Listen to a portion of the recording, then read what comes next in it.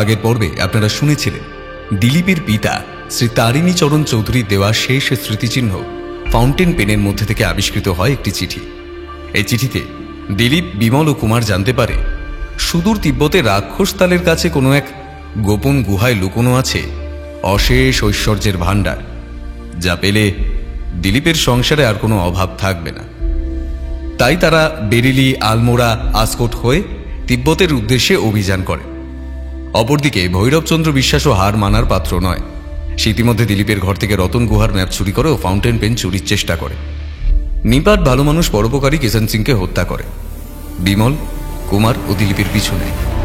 তবে বিমল তার তুখর বুদ্ধির জোরে ভৈরবের থেকে গুপ্তধনের ম্যাপ কেড়ে নিতে সক্ষম হয়। তবে ভৈরবচন্দ্র এবার তাদের উপর নানা রকম অত্যাচার করে, তাদের ভয় দেখিয়ে তাদের কাছ থেকে ম্যাপ চুরি করার চেষ্টা করে। তারপর বিমল, কুমার, দিলীপের দল কি পারবে রতন গুহায় পৌঁছতে, নাকি অবশেষে গন্তব্যে পৌঁছেও দিলীপের পিতৃহন্তাকারী ভৈরবের কাছে হার মানতে হবে? এসব প্রশ্নের উত্তর পেতে অবশ্যই শুনতে হবে শ্রী হেমেন্দ্র কুমার রায়ের কালজয়ী রচনা বিমল কুমার সিরিজের অন্যতম গল্প। আমাদের আজকের পরিবেশন রতন গুহার গুপ্তধন গল্পের দ্বিতীয় অর্থাৎ অন্তিম পর্ব। শুনতে থাকুন।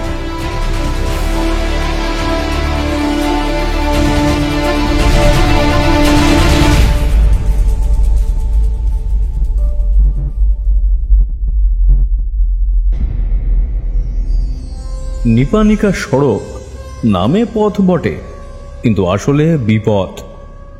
2 ক্রোশব্যাপী বিষম এক চড়াই উঠবার পরে তৃষ্ণায় গলা শুকিয়ে যায়, কিন্তু কোথাও জল নেই। কালী নদীর সাঁকো ভেঙে গেলে এই পথই হয় যাত্রীদের অবলম্বন। কাজেই অর্ধ মৃতদেহ নিয়ে এই বিপদ দিয়েই আমাদের ফিরে আসতে হল।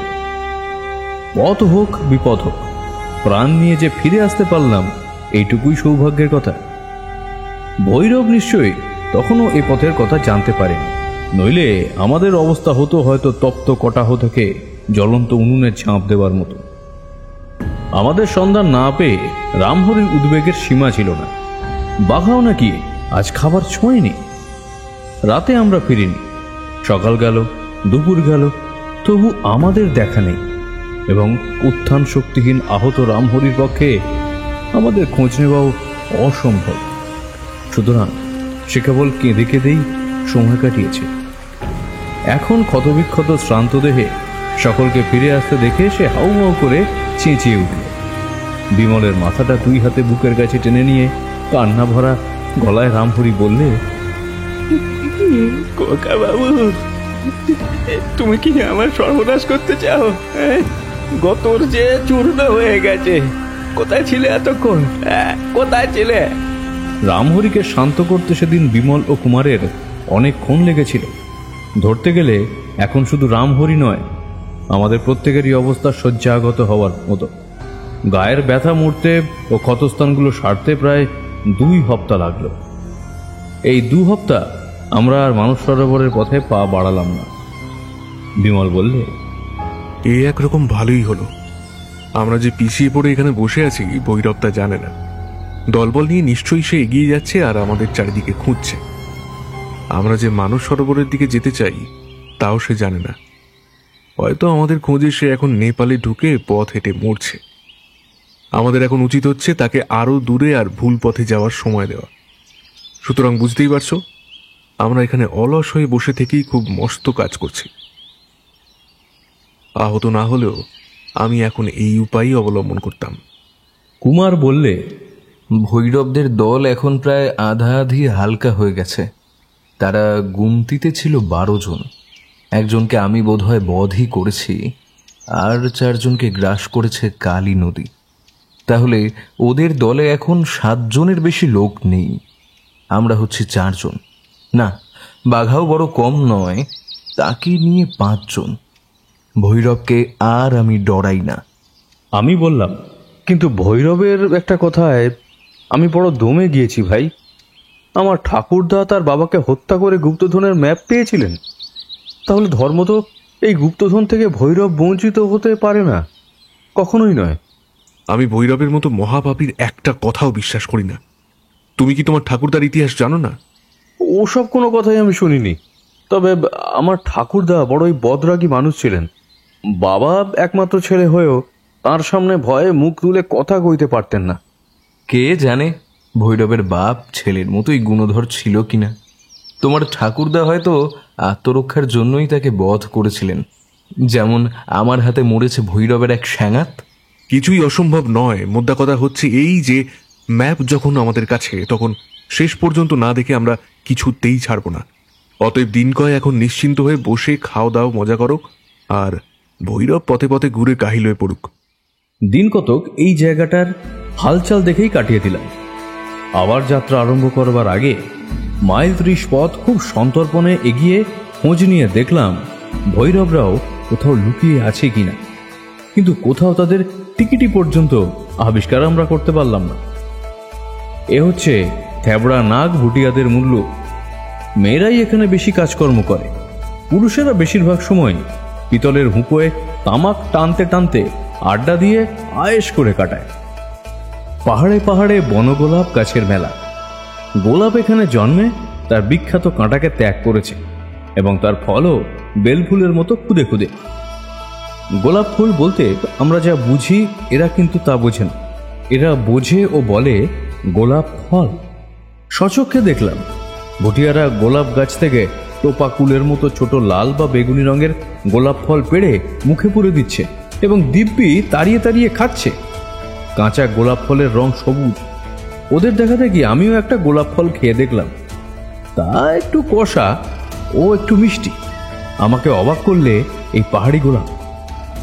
চারিদিকে ভৈরবদের খোঁজ নিয়ে বাসায় ফিরে এসেই বিমল যা বললে তাতে আবার আমাদের চক্ষু স্থির হয়ে গেল। যে জুতোর গোড়ালির কুঠুরিতে গুপ্তধনের ম্যাপ লুকোনো ছিল, সেই জুতো জোড়া আর খুঁজে পাওয়া যাচ্ছে না। রামহরিকে ডেকে বিমল জিজ্ঞাসা করলে, রামহরি, তুমি কি ঘরের দরজা খোলা রেখে বাইরে গিয়েছিলে? বাইরে মাঝে মাঝে যেতে হয়েছে বই কি, কিন্তু দরজায় যে তালা না দিয়ে যায়নি। তাহলে নিশ্চয়ই কেউ অন্য চাবি দিয়ে তালা খুলেছে। কিন্তু কে সে? এত জিনিস থাকতে সে কেবল আমারই জুতো চুরি করলে কেন? জুতোর গুপ্ত রহস্য কি সে জানে? উত্তর পেতে দেরি হলো না। বিছানার উপরে একখানা পত্র পাওয়া গেল। তাতে লেখা আছে, বিমল, তুমি যে চালাক তা স্বীকার করি, কিন্তু অতি চালাকি দেখাতে গিয়ে তুমি ঠকে মরলে। তোমরা নিশ্চয়ই ভেবেছ যে আমরা আর এই মুলুকে নেই, কেমন? তাই নয় কি? ভাবছো আমরা ভুল পথে গিয়ে তোমাদের খুঁজে মরছি? নিশ্চয়ই নয়। তোমাদের কাছে কাছেই আমিও আছি। 24 ঘন্টায় তোমাদের উপর সতর্ক পাহারা রেখেছি। কেবল তোমাদের অসাবধানতার সুযোগ খুঁজেছি, কিন্তু আমাদের অস্তিত্ব কিছুতেই জানতে দিইনি, কারণ আমরা কাছের আছি জানলে তোমরাও সাবধান হয়ে থাকতে। তুমি আমাকে বোকা ভেবে আমার চোখে ধুলো দিতে চেয়েছিলে বটে, কিন্তু আসলে তোমারই চোখে ধুলো দিলাম আমি। শত্রুদের যারা বোকা ভাবে তারাই হচ্ছে অতি বড় বোকা। কিন্তু অতি চালাকি দেখাতে গিয়ে তুমি যে ভ্রম করেছো, সে ভ্রম আর কখনো সংশোধন করতে পারবে না। কালী নদীর তীরে দাঁড়িয়ে সেদিন আমাকে ম্যাপখানা দেখিয়ে তুমি প্রথম শ্রেণীর নির্বোধের মতো কাজ করেছো। আমি তখনই ভেবে দেখলাম, তোমাদের প্রত্যেকের দেহেও আর কাপড় চাপড় খুব তন্ন তন্ন করে খুঁজেও যে ম্যাপ পাওয়া যায়নি, তা আবার তোমাদের কাছে এলো কেমন করে? ভেবেচিন্তে সন্দেহ করলাম। তোমার জুতো খুঁজতে ভুলে গেছিলাম। ম্যাপ হয়তো সেই জুতোর ভেতরেই লুকানো ছিল। আজ তোমরা বেরিয়ে গিয়েছো, আমিও তোমার ঘরে ঢুকেছি। আগেই আমার চরের মুখে খবর পেয়েছি আজ তোমরা সেদিনকার জুতো না পরে বুট জুতো পায়ে দিয়ে গিয়েছো। আমার অনুমান সত্য হয়েছে। ম্যাপ সহ এই চমৎকার জুতো জোড়াটি আমি তোমার সাদর উপহার বলে গ্রহণ করলাম। আবার যদি কখনো দেখা হয়, তোমাকে তোমার জুতো জোড়া ফিরিয়ে দেব, কারণ আমি জুতো চোর নই। আর একটা কথা শুনলেও খুশি হবে, বুঝলে? তোমাদের বাসা ঘরের দরজায় কান পেতে আমার ছদ্মবেশী চর বসে থাকতো। তোমরাও তাকে দেখেছো, কিন্তু চিনতে পারোনি। তোমাদের অনেক কথাই সে শুনেছে। মানস সরোবরের কাছে রাক্ষস তালে গিয়েই তো তোমাদের পথ চলা শেষ হবে। সেখানেই তোমাদের সঙ্গে আবার হয়তো আমাদের সাক্ষাৎ হবে। তোমাদের জন্য আমি প্রস্তুত হয়েই থাকবো, কিন্তু একটা ব্যাপার আমি কিছুতেই আন্দাজ করতে পারছি না। সেদিন পাহাড়ে দড়ির দোলনা থেকে তোমরা মুক্তি পেলে কেমন করে? দেখা হলে এই খবরটা দিতে ভুলো না। ইতি শ্রী ভৈরব চন্দ্র বিশ্বাস। বিমল কপালে করাঘাত করে বসে পড়ে বললে, আমি গাধা, আমি গরু। বাহাদুরি দেখাতে গিয়ে আমি সব মাটি করলাম। আমাদের পিছনে ফেলে ভৈরব এতক্ষণে মানুষ সরোবরের পথে অনেকটা এগিয়ে গিয়েছে। আর কি তার নাগাল ধরতে পারবো? আমাদের এত কষ্ট সব বিফল হলো, এখন খালি কাদা ঘেঁটেই দেশে ফিরতে হবে। কখনো না, কখনো না। আমরা আজই ঝড়ের বেগে ভৈরবদের পিছনে ছুটবো। এতদিন তারা আমাদের অনুসরণ করেছিল, এইবারে আমাদের পালা। তাদের নাগালে আমরা ধরবই, নইলে এ মুখ আর কাউকে দেখাবো না। আমার ভাগ্য চিরদিনই আমাকে সাহায্য করেছে, এবারেও নিশ্চয়ই সে আমার পক্ষ ত্যাগ করবে না। প্রতিজ্ঞা করছি দিলীপ, আমি ভৈরবের মুখের গ্রাস আবার কেটে নেব। দেখো, অদৃষ্ট আমাদের সাহায্য করবেই। কিন্তু আর রাক্ষসতলে গিয়ে আমাদের লাভটা কি? আমরা তো সেখানে বেড়াতে যাচ্ছিলাম না, যাচ্ছিলাম গুপ্তধনের সন্ধানে। কিন্তু এখন আমাদের কাছে ম্যাপ নেই। তবে কেন আর এত কষ্ট করে আর বিপদ মাথায় করে অন্ধকার হাতড়াতে যাওয়া? হ্যাঁ, ভৈরব আমাকে যতটা মনে করেছে আমি ততটা বোকা নই।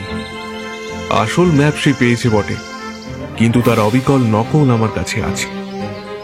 এখন যে আগে রাক্ষসতালে গিয়ে পৌঁছতে পারবে, গুপ্তধন হবে তার। মনের ভিতরে কতকটা আশার সঞ্চার হলো। এখনো তাহলে সফল হলেও হতে পারি, বিমল বললে।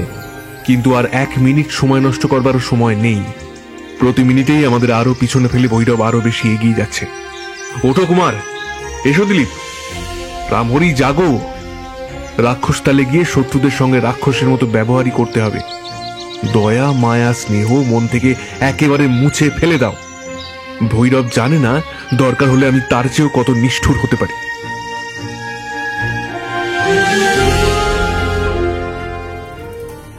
বুদি, গারবেয়াং, কালাপানি প্রভৃতি পার হয়ে আমরা লিপিধুরায় এসে পড়েছি।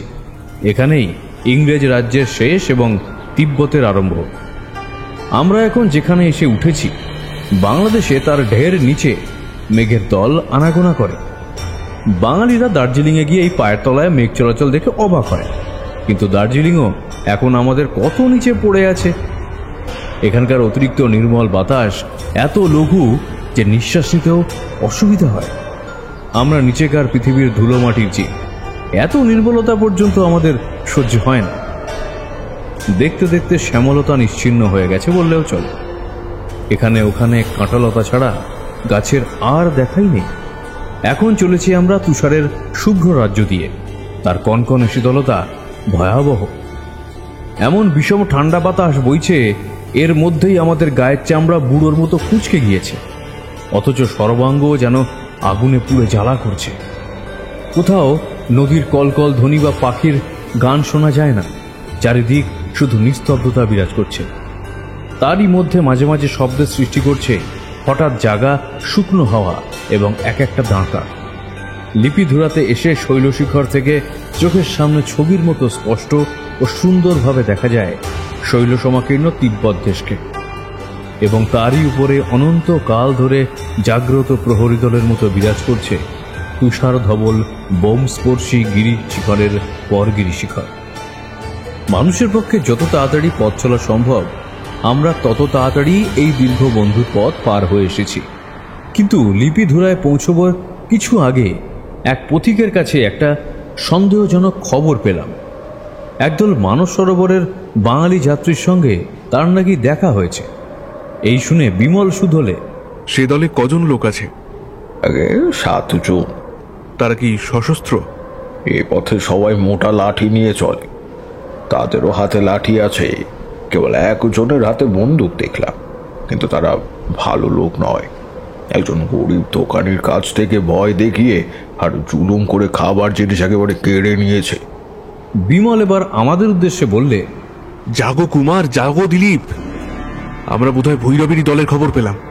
ধনুকের তীর যেমন কোনো দিকে না বেঁকে সিধে লক্ষ্যের দিকে বেগে ছোটে, ভৈরব এখন তেমনি সোজা ছুটেছে রত্নগুহার দিকে। আমাদের পক্ষেও সেই রত্নগুহা হচ্ছে চুম্বক, আর আমরা হচ্ছি তার দ্বারা আকৃষ্ট লোহার মতো। মাঝপথের কোনো বাধাই আর মানব না।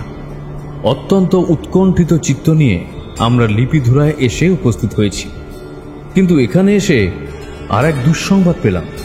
তিব্বতের রাজ সরকার থেকে হুকুম না এলে আমরা নাকি ইংরেজ রাজত্বের বাইরে পা বাড়াতেই পারবো না।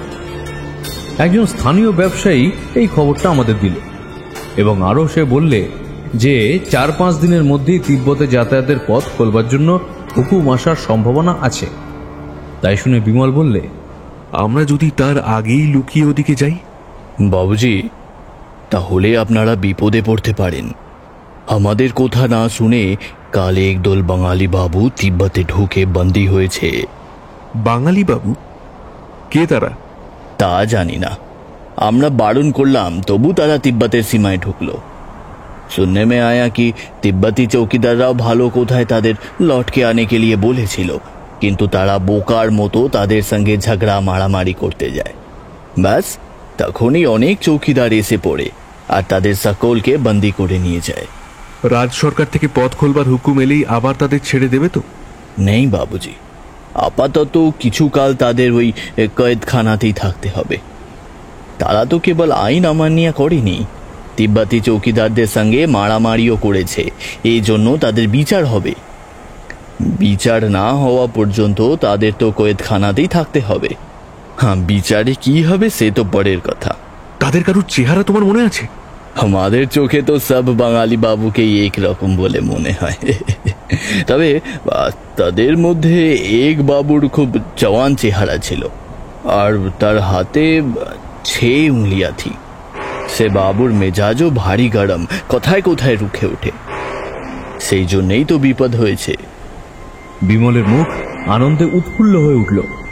আমাদের সংবাদদাতা বিদায় হলে পর সে বললে, দেখলে তো ভাগ্য আমার উপরে কেমন সুপ্রসন্ন। আমার ভাগ্য সঙ্গীন মুহূর্তে একটা আস্ত সাঁকো উড়িয়ে দেয়। তিব্বতী চৌকিদার লেলিয়ে আমার শত্রুদের গ্রেপ্তার করে। কেবল তোমার ভাগ্য বলছো কেন? বলো আমাদের সকলকারই ভাগ্য। ও একই কথা। আমরা যে অভিন্ন, এক প্রাণে একই কর্তব্য সাধন করতে চলেছি। কেবল আমাদের ভাগ্য নয়, পৃথিবীর সমস্ত উদ্যোগী পুরুষের ভাগ্যই এমনি যথা সময় সুপ্রসন্ন হয়। হতাশ হয়ে হাল ছেড়ে মানুষ ভাগ্যলক্ষ্মীর অপমান করে। হতাশ হওয়া কাপুরুষতার লক্ষণ। কিন্তু থাক ও কথা, যারা গ্রেপ্তার হয়েছে তারা যে ভৈরব আর তার দলবল, এ বিষয়ে কোনোই সন্দেহ নেই। ওই তিব্বতী চৌকিদারদের প্রাণের বন্ধুর মতো আলিঙ্গন করতে স্বাদ হচ্ছে গো। আমরা যা চেষ্টা করেও পারতাম না, তারা তাই করেছে। অতঃপর আমরা এখানে পথ না খোলা পর্যন্ত নিশ্চিন্ত হয়ে বিশ্রাম করতে পারব। তারপরেও আমরা যখন যাত্রা করব, ভৈরব বাবাজি তখন তিব্বতী জেলখানার ভিতরে শুয়ে হয়তো কড়ি কাঠ গণনা করবে। আহ, কি সুসংবাদ! ও রামহরি, শিগগির চায়ের কেটলি চড়িয়ে দাও। খানিক পরেই রামহরির চড়ানো কেটলির জল আগুনের আঁচে গর্জন করে উঠল। আমি বসে বসে ভাবতে লাগলাম, আশা ও নিরাশার, আনন্দের ও নিরানন্দের একই উত্থান পতনের মধ্যে দিয়ে আমরা সবাই কোন পরিণামের দিকে যাত্রা করেছি। এইসব অবশেষে সফল হব কি বিফল হব, এটাও আমার মনের মধ্যে ছিল। জানি না কি হবে, কিন্তু এই অপূর্ব বৈচিত্র্যের দোলায় দুলে জীবন যে পরম উপভোগ্য হয়ে উঠেছে, সেই বিষয়ে কোনো সন্দেহই নেই। সফলতা অর্জন করতে না পারলেও আমার জীবনে এই বৈচিত্র্যের মূল্য কোনোদিনই কমবে না। বিমল ও কুমার যে কিসের মোহে বিপদকে এত ভালোবাসে, সেটা এখন খুব ভালো করেই বোঝা যাচ্ছে। পদে পদে বিপদকে নিয়ে খেলা করা মানুষের পক্ষে একটা মস্ত নেশার মতো। যারা ধনী বিলাসী, আজন্ম পরম সুখের কোলেই মানুষ, সেই রাজা মহারাজারাও চিরদিন নিশ্চিন্ত আরামে কাল কাটিয়ে আনন্দ পান না। স্বেচ্ছায় সুখসজ্জা ছেড়ে গভীর বনজঙ্গলে শিকার করতে ছুটে যান তারা। খানিকক্ষণের জন্য অনিশ্চিত বিপদের বিপুল পুলক উপভোগ করবেন বলে। যারা সাহস ও শক্তির অভাবে কাপুরুষ, তারা শান্তিময় জীবনযাত্রা থেকে মাঝে মাঝে ছুটি পাওয়ার জন্য কষ্টার্জিত টাকা দিয়ে টিকিট কেটে সার্কাসে গিয়ে বিপজ্জনক খেলা দেখে আসে। প্রত্যেক মানুষ বিপদকে ভয়ও করে, আবার ভালোবাসে।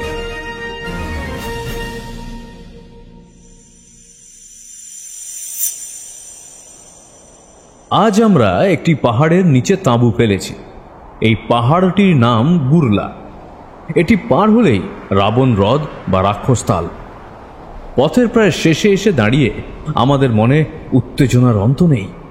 রাবণ হ্রদের কাছেই আছে রত্নগুহার গুপ্তধন। লিপুধুরা থেকে এই গুরুলা পাহাড় পর্যন্ত সর্বদাই আমরা সাবধানে এসেছি। আমাদের সতর্ক চক্ষু একবারও অন্যমনস্ক হয়নি। কিন্তু শত্রুরা একেবারেই অদৃশ্য। মাঝে মাঝে লাল বা ধূসর রঙের নানা আকারের পাহাড়, তারপরেই তুষার সাম্রাজ্য। পথে ও প্রান্তরেও বরফের আভাস। সবুজের স্নিগ্ধতা নিঃশেষে বিলুপ্ত হয়ে গিয়েছে। এর মধ্যে মধ্যে কখনো কখনো পথিকের সঙ্গে দেখা হয়, কিন্তু তারা সবাই হচ্ছে ভুটিয়া কি তিব্বতী। কেউ ঘোড়ায় চড়ে যায়, কেউ যায় হেঁটে। মাঝে মাঝে তিব্বতী ভিখারির দল এসে জ্বালাতন করে, কিন্তু এদের মধ্যে ভৈরবের ছদ্মবেশ থাকাও অসম্ভব। ভৈরব ভুটিয়া কি তিব্বতী পোশাক পরতে পারে, কিন্তু নিজের নাক থ্যাবড়া, গালের হাড় উঁচু ও চোখ কুতকুতে করে তোলবার জন্য নিজের মুখ তো আর ভেঙে চুড়ে তুবড়ে করতে পারবে না। আমাদের পরিচিত তিব্বতী চৌকিদার বন্ধুরা নিশ্চয়ই এখনো তাদের জেলখানা থেকে বিদায় করে দেয়নি। আমি যেন মানুষ চোখে স্পষ্ট দেখতে পাচ্ছি, লোহা শিকল পরে ভৈরবচন্দ্র বিফল ক্রোধে মাথার চুল ছিঁড়ছে, গর্জন করছে এবং ভাবছে এতক্ষণে আমরা হয়তো সদল বলে রত্নগুহা লুণ্ঠন করছি। এখানেও সকালে ও রাতে রক্ত জমানো শীত, কিন্তু দুপুরবেলায় বিষম তাপে এবং শুকনো ঝোড়ো হবার দাপটে পথ চলা অসম্ভব। চোখের সামনে বরফের বিরাট স্তূপ, কিন্তু বুকের ভিতরে মরুভূমির জ্বালা। কাজেই দুপুরে আমরা তাঁবুর ভিতরে ঢুকে দিবানিদ্রায় সময় কাটাবার চেষ্টা করত। সে সময় পাহারা দিত খালি বাঘা। বাঘা এমন সজাগ হয়ে পাহারা দিতে শিখেছিল যে সকলে মিলে একসঙ্গে ঘুমিয়ে পড়তেও আমরা ভয় পেতাম না। আজ দুপুরে একটা ঘটনা ঘটেছে। যদিও ঘটনাটা বিশেষ কিছুই নয়, তবুও মনে একটা খটকা লেগে গেল। আমরা সকলেই ঘুমিয়ে পড়েছিলাম। হঠাৎ বাঘার চিৎকারে ঘুমটা ভেঙে গেল। বিস্মিত নেত্রে দেখলাম তাঁবুর দরজার কাছে একটা ভীষণ দুশ্মন চেহারার লোক দাঁড়িয়ে তীক্ষ্ণ দৃষ্টিতে চারিদিক লক্ষ্য করছে। তার দেহ লম্বায় 6 ফুটেরও বেশি, খুব জোয়ান চেহারা, মুখখানা একেবারে তিব্বতী ছাঁচের, মাথায় টুপি, পিছনে টিকি বা বেনি, গায়ে কোর্তা, পায়ে দেশি থ্যাবড়া বুট, কোমরবন্ধে ঝুলছে তরবারি ও পিঠে বাঁধা সেকেলে গাদা বন্দুক, এবং ডান হাতে একগোছা খাটো কিন্তু বেশ মজবুত লাঠি। বিমল ধড়মড় করে বিছানার উপর উঠে বসে হিন্দিতে রুক্ষস্বরে বলল, কে তুমি? প্রথমে সে কোনো জবাব দিলে না। খুঁটিয়ে খুঁটিয়ে আমাদের মোটঘাটগুলো দেখতে লাগলো। বিমল আবার শুধলে, এখানে কি দরকার তোমার? আমরা তীর্থযাত্রী, মানস সরোবর যাচ্ছি। লোকটা সন্দেহ ভরা চোখে আমাদের পোশাকের দিকে তাকিয়ে রইল। আমাদের মতো প্যান্ট কোট বুট পরা তীর্থযাত্রী দেখতে সে বোধহয় অভ্যস্ত নয়। বিমল আবার প্রশ্ন করল, তোমার কোনো দরকার আছে? সে জবাব না দিয়েই বেরিয়ে গেল। তারপরে বাইরের ঘোড়ার পায়ের শব্দ পেলাম। আমি তাড়াতাড়ি উঠে গিয়ে মুখ বাড়িয়ে দেখলাম লোকটা ঘোড়া ছুটিয়ে পাহাড়ের দিকে এগিয়ে যাচ্ছে। কুমার বলল, কে জানে এ আবার কোন মূর্তি। দিলীপের বাবার চিঠির কথা মনে করো। এখানে ডাকাতের ভয় আছে। এখানকার লামারাও নাকি সর্বদাই সাবধান হয়ে থাকে, পাছে কেউ গুপ্তধন চুরি করতে আসে। ও লোকটা হয়তো তাদেরই কারুর চর। তাহলে আবার কি আমাদের নতুন নতুন শত্রুদের সঙ্গে যুঝতে হবে? তা হবে বই কি। গুপ্তধন কি নিজের বাড়ির বাগানে গাছের ফল যে হাত বাড়িয়ে পেড়ে নিলেই হলো? এখনো কত নতুন শত্রুর সঙ্গে দেখা হবে কে তা বলতে পারে। হয়তো শেষ পর্যন্ত আমরা গুপ্তধনের কাছেই যেতে পারবো না। তাহলে মিছিমিছি নিজেদের জীবনকে এমনভাবে বিপন্ন করে লাভটাই বা কি? কি বললে দিলীপ? লাভ? তুমি কি কেবল লাভের জন্যই এখানে এসেছো? তাহলে আমরা এখানে এসেছি কেন? গুপ্তধনে তো অধিকার কেবল তোমারই। আমরা তো কোনোদিনই তোমার অংশীদার হতে চাইনি। আমরা এসেছি শুধু বিপদের শিক্ষা লাভের জন্য। মানুষের ভিতরে কতটা শক্তি লুকিয়ে আছে এই বিপদের শিক্ষালয় তার চরম পরীক্ষা হয়।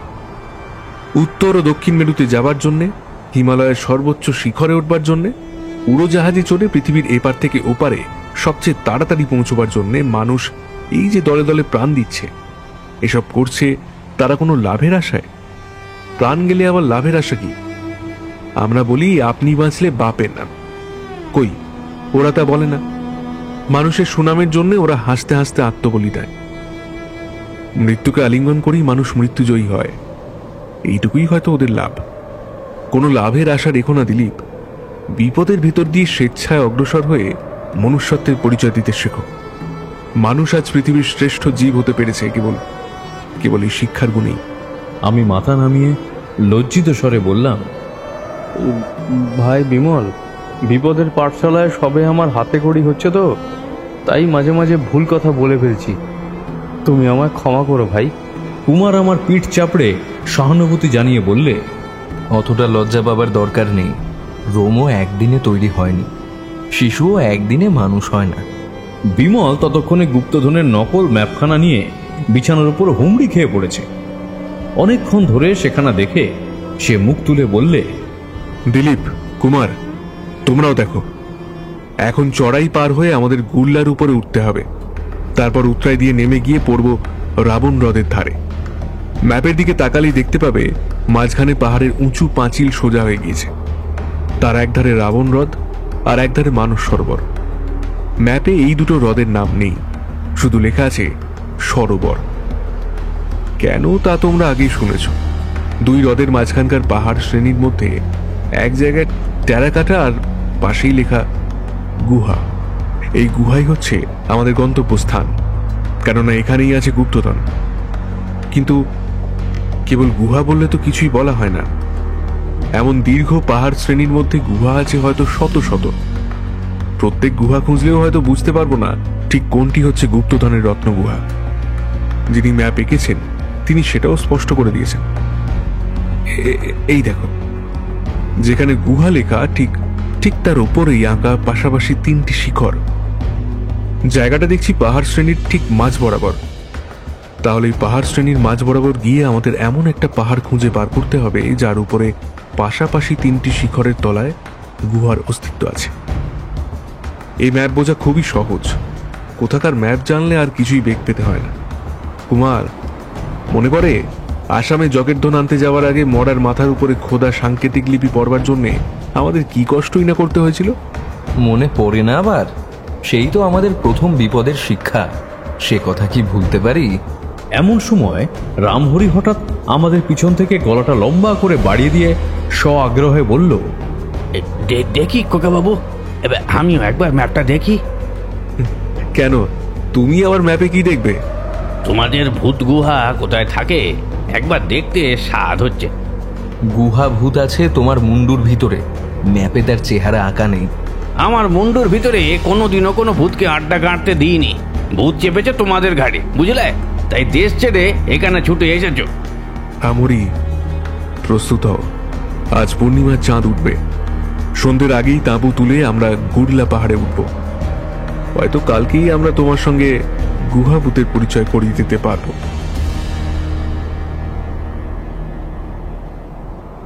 এখানে ফুল ফোটে না, কিন্তু চাঁদ ওঠে। আর সেই চাঁদ বোধহয় বাংলাদেশের চাঁদের চেয়ে ঢের বেশি ভরসা। একই চাঁদ ওঠে সব দেশে, কিন্তু সব দেশে তার বাহার বোধহয় এরকম নয়। এই চন্দ্রকরোজ্জ্বল স্থিরতা, নির্জনতাময় পরিবেশ ও নিস্তব্ধতার ভিতর দিয়ে আমরা অগ্রসর হয়েছি হাড় ভাঙা শীতে কাঁপতে কাঁপতে। পূর্ণিমার কিরণ এখানে তুষার শুভ্রতায় প্রতিবিম্বিত হয়ে দ্বিগুণ উজ্জ্বল আলোক সৃষ্টি করেছে। কুমার বললে, চড়াইয়ের উপরে খানিকটা উঠলেই আমাদের দেহ গরম হয়ে শীত কমিয়ে দেবে। কিন্তু আমার কান তখন কুমারের কথা শুনলেও আমার চোখ আকৃষ্ট হয়েছিল পথের একটি জিনিসের দিকে। জিনিসটা সাদা আর হাওয়ায় নড়ছিল বলেই আমি দেখতে পেয়েছি। দুপা এগিয়ে গিয়ে দেখি সেটা একখানা শৌখিন রুমাল। হিমালয়ের 18-19 হাজার ফুট উপরে অসভ্য তিব্বতীদের দেশে এমন একখানা শৌখিন রুমাল দেখে চোখ আমার চমকে উঠল। হেঁট হয়ে তখনই সেখানে পথ থেকে কুড়িয়ে নিলাম। বিমল বললে, ওটা কি দিলীপ? রুমাল। বিমল কিছুমাত্র বিস্মিত না হয়ে বললে, বোধহয় কোনো পথিকের পকেট থেকে পড়ে গেছে। রুমালখানা এক মনে পরীক্ষা করতে করতে আমি বললাম, তাই হবে হয়তো। কিন্তু এই পথিকটি খুব শৌখিন। সে বিলিতি রুমাল ব্যবহার করে আর তাতে বকুলের এসেন্স মাখায়। তিব্বতীরা এত বাবু হয়েছে বলে তো জানতাম না। রুমালের কোণে বাংলাতে কার নামের একটা প্রথম অক্ষরও আছে দেখছি। ততক্ষণে বিমল ও কুমার তাড়াতাড়ি আমার দুই পাশে এসে দাঁড়িয়েছে। দিলীপ, কি বলছো? বলেই বিমল রুমালখানা আমার হাত থেকে ফস করে টেনে নিলে কুমার সআগ্রহে জিজ্ঞাসা করলে, রুমালের কোণে কি অক্ষর আছে বিমল? ভ। ভ? কিছুক্ষণ আমরা সকলেই স্তম্ভিত ও নির্বাক হয়ে রইলাম। বোধহয় আমাদের প্রত্যেকেরই বুকের ভিতরে তখন ঝড় বইছিল। সর্বপ্রথমে কথা বলল বিমল। একটা দীর্ঘ নিঃশ্বাস ফেলে সে বলল, এই ভ হচ্ছে ভয়াবহ, অর্থাৎ ভ অর্থে এখানে ভৈরবকেই বুঝতে হবে। আর কোনো বাঙালি এখানে মানস সরোবরের পথে এলে সে খবর আগেই আমাদের কানে উঠত। তাহলে বরং ওই ভকে ভীমচন্দ্র বলে সন্দেহ করা চলতো। এখন এইটাই বুঝতে হবে যে আমরা যখন একচক্ষু হরিণের মতো ভৈরবের ভাবনা ভুলে নিজেদের সাফল্যে পুলকিত হয়ে ধীরে সুস্থে ভ্রমণ করছিলাম, ভৈরব তখন আবার আমাদের ফাঁকি দিয়ে দ্রুত পদে রাবণ রথের দিকে এগিয়ে গেছে। কারাগার থেকে সে কবে মুক্তি পেলে ভগবান জানেন। তবে রুমালখানা নিশ্চয়ই এখানে বেশিক্ষণ পড়ে নেই। খুব সম্ভবত আজকেই কিছুক্ষণ আগে পকেট থেকে কোনো গতিকে পড়ে গেছে। কারণ কালকে সারা রাত শিশিরে ভিজলে আর আজকে সারাদিন রোদে পুড়লে রুমালে এসেন্সের গন্ধ নিশ্চয়ই উবে যেত। দিলীপ, এই রুমাল আজ খবরের কাগজের মতো সব খবরই আমাদের জানিয়ে দিল। কিন্তু এখনো হয়তো সময় আছে। এখনো হয়তো জবনিকা পড়বার আগেই আমরা যথাস্থানে গিয়ে হাজির হতে পারবো। অগ্রসর হও, অগ্রসর হও। মানুষ আশার দাস, আশার শেষ নেই। আমার পা আর এগোতে চাইছিল না। মানুষের আশার শেষ নেই বটে, কিন্তু এ আশা যেন আলেয়ার মতো আমাদের অন্ধকার থেকে গাঢ়তর অন্ধকারে টেনে নিয়ে যাচ্ছে, অথচ কখনো নাগালের ভিতরে আসছে না পূর্ণতাকে নিয়ে। কিন্তু এখনো আমরা যেতে চাই কোথায়? বারবার দুর্ভাগ্যকে এড়িয়ে অনেকটা যখন নিশ্চিত হয়েছিলাম, তখন হঠাৎ স্থির সমুদ্রের টাইফুনের চেয়েও ভয়ঙ্কর হয়ে এই রুমালখানা আবির্ভূত হলো। তুচ্ছ একখানা রুমাল, সময় বিশেষে তারও দাম কত বেশি। বিমল বললে, দিলীপ, তোমার মুখ দেখলে যে পেঁচারাও আশ্চর্য হবে। কিসের এত ভাবনা? দেখতে পাচ্ছ না এই রুমালখানা আমাদের চোখের সামনে ভগবানের অনুগ্রহের পতাকার মতো এসে পড়েছে। এই যে আমাদের ঘুমন্ত চোখকে জাগিয়ে বলতে চায়, ভয় নেই বন্ধুগণ, সর্বশেষের ঘন্টা বাজাবার আগেই আমি তোমাদের সাবধান করে দিতে এসেছি। বুঝেছ দিলীপ, গুপ্তধন যদি ভৈরবের হাতের মুঠোর ভিতর গিয়ে ঢোকে, তাহলেও সে নিজে এখনো আমাদেরই হাতের মুঠোর ভিতর থাকবে। যখন আগে থাকতে খবর পেয়েছি, তখন সে কোথায় পালাবে? এ হচ্ছে প্রায় অরাজক দেশ। তাকে ধরতে গেলে কোনো সভ্য আইন আমাদের বাধা দিতে পারবে না। এতক্ষণ ভৈরব ছিল না, আমাদের এই যাত্রাকে যেন লবণহীন তরকারির মতো বিস্বাদ লাগছিল। ভৈরব এসে ব্যাপারটাকে আবার জমিয়ে তুললে। দিলীপ, এইবারেই তো আসল খেলা শুরু হলো। এই দুটি অপূর্ব যুবকের প্রচণ্ড উৎসাহের ধাক্কায় সমস্ত নিরাশায় যেন ভেঙে চুরমার হয়ে যায়। ধীরে ধীরে আবার আমি চাঙ্গা হয়ে উঠলাম। আমরা গুরলার চড়াই অবলম্বন করে উপর দিকে উঠছি। সেখানকার ঘুমন্ত নীরবতা আমাদের পায়ের ও হাতের লাঠির শব্দে যেন সবিস্ময়ে জেগে চমকে উঠছে। মাঝে মাঝে আমাদের পা লেগে গড়ানে পথ দিয়ে রঙিন নুড়িগুলো খড়বড় খড়বড় করে গড়িয়ে পড়ে যাচ্ছে। আমার মনে হলো যে সে যেন স্তব্ধতার হাসির শব্দ। চাঁদের আলোয় চারিদিক ধপধপ করছে। পথ দেখে চলতে অর্থাৎ উঠতে আমাদের কোনোই কষ্ট হচ্ছে না। অত্যন্ত লঘু বাতাসে শ্বাস নিতে বেগ পাচ্ছি অবশ্য, কিন্তু আমার মনে হচ্ছে চন্দ্রালোকের সমুদ্রেই ডুবে যেন আমার দম বন্ধ হয়ে আসছে। চাঁদের আলো কোথাও তা তন্দ্রাচ্ছন্ন, কোথাও বা তুষারের সঙ্গে এক হয়ে মিলিয়ে গেছে, কোথাও তা হীরার কণার মতো জ্বলে জ্বলে উঠছে, কোথাও তা ছায়াময় হয়ে যেন আধারকে খুঁজছে। আমি যখন নিজের মনে চাঁদের আলো নিয়ে মেতে আছি, তখন কুমার হঠাৎ চুপি চুপি বললে, আচ্ছা বিমল, তোমার মনে কি কোনো অস্বস্তি যাচ্ছে না? এক আলোকময় স্তব্ধতার শান্তির মধ্যে কুমারের কথাগুলো যেন বেসুরো শোনালো। যেখানে জনপ্রাণী নেই, কোনো গোলমাল নেই, সেখানে আবার অস্বস্তি কিসের? কিন্তু কুমারের কথা শুনে বুকের কাছটা তবু ছেদ করে উঠল। একবার চারিদিকে সন্দেহপূর্ণ দৃষ্টিপাত করলাম। কিন্তু ঘুমন্ত চন্দ্রালোকের স্বপ্ন জগতে হিমালয়ের ধ্যান মূর্তি ছাড়া আর কিছুই আমি দেখতে পেলাম না। বিমল প্রথমে চুপ করে রইল, অল্পক্ষণ পরে বলল, কুমার, তোর কি অস্বস্তি হচ্ছে? হ্যাঁ ভাই, হচ্ছে।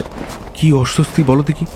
মনে হচ্ছে এই পাহাড়ের উপরে যেন আমরা ছাড়াও আরো অনেক লোক আছে। আর কিছু?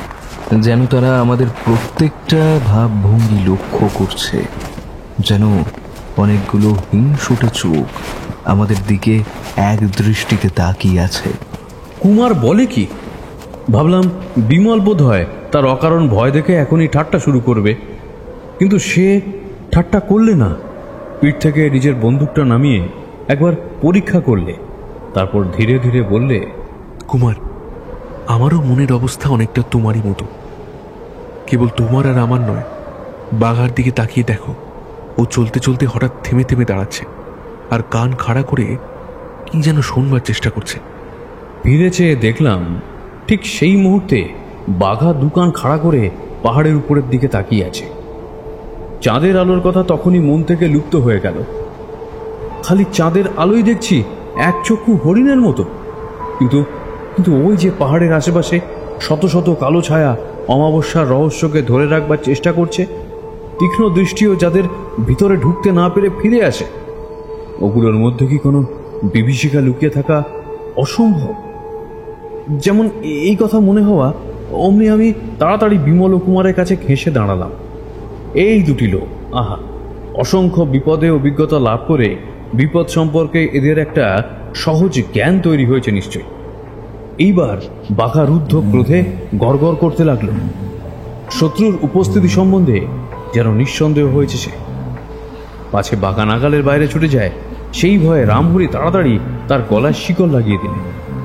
আমার মনের ভিতরে যাই হোক, বাইরে আমি কিন্তু এখনো কিছু দেখতে শুনতে পেলাম না, বা কোনো বিপদের অস্তিত্ব অনুভব করতে পারলাম না। চতুর্দিক তেমনি স্থির, শান্ত ও স্তব্ধ। আচম্বিতে রামহরি পাহাড়ের নিচের দিকে অঙ্গুলি নির্দেশ করে ত্রস্ত কণ্ঠে বললে, খোকা বাবু, দেখো দেখো। উজ্জ্বল চন্দ্রালোকে অবাক হয়ে দেখলাম যে নির্জন পথ দিয়ে আমরা উপরে উঠে এসেছি, সেই পথ দিয়ে নিচ থেকে দলে দলে লোক নীরবে উপর পানে উঠে আসছে। আলোর ভুবনে যেন দলবদ্ধ ছায়ামূর্তি আকাশ থেকে অকস্মাৎ খসে পড়ছে। বিমল খানিকক্ষণ অবাক হয়ে দেখলে, তারপর একটা নিঃশ্বাস ফেলে বললে, যে গুলিগুলি আমাদের মোট ঘাট নিয়ে পিছনে পিছনে আসছিল, তারা কোথায় গেল? তারা হয় বিপদ দেখে পালিয়েছে, নয় ওদের দলে গিয়ে ভিড়েছে। যাক, তল্পিতল্পার ভাবনা চুকে গেল। এখন নিজেদের ভাবনা ভাবা যাক। ঠিক সেই সময় মুখ তুলে দেখি পাহাড়ের উপর দিকেও দলে দলে নরমূর্তি ঠিক যেন পাথর ফুঁড়ে আত্মপ্রকাশ করছে। আমাদের নিচের ও ওপরের, পিছনের ও সম্মুখের দুদিকেই পথ বন্ধ। বিমলের চোখ বিদ্যুৎ বেগে চারিদিকটা একবার দেখে নিলে, সঙ্গে সঙ্গে তার হাতের টর্চটাও ক্ষিপ্র গতিতে চতুর্দিকে সমুজ্জ্বল আলোকরেখা নিক্ষেপ করল। এমন সময় উপরের জনতাও নিচে আমাদের দিকে নেমে আসতে লাগলো। বিমলের মুখ প্রশান্ত। কুমারের দিকে তাকিয়ে দেখলাম তারও ওষ্ঠাধারে দৃঢ়তাব্যঞ্জক কঠোর হাস্য। সেই ভূত ভয়গ্রস্ত প্রৌঢ় রামহরি, সেও অটল পদে বিমলের পিছনে গিয়ে সোজা হয়ে দাঁড়ালো। এমনকি বাঘা পর্যন্ত সদর্পে লেজ তুলে গড়গড় করছে। প্রভু, ভৃত্য, কুকুর সব এক ধাতুতে গড়া, বিপদকে বিপদ বলে গ্রাহ্যই করে না। এদের মধ্যে আমি শেষ পর্যন্ত কোন ভূমিকায় অভিনয় করব আমি জানি না, কিন্তু কিন্তু আমার মনের অবস্থা বিশেষ শান্ত নয়। উপর ও নিচ থেকে যারা আসছে তারা আমাদের খুব কাছে এসে পড়েছে, কিন্তু এখনো পর্যন্ত তাদের কণ্ঠে কোনো শব্দ শোনা গেল না, যেন তারা সবাই বোবা।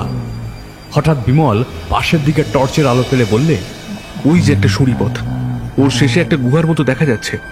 ওই গুহার মুখে বন্দুক নিয়ে দাঁড়ালে হাজার শত্রু থাকলেও সরিপথের ভিতরে ঢুকতে পারবে না। ওই ঠাঁই ছাড়া আপাতত আর কোথাও আশ্রয় দেখছি না। চলো সবাই ওর মধ্যে।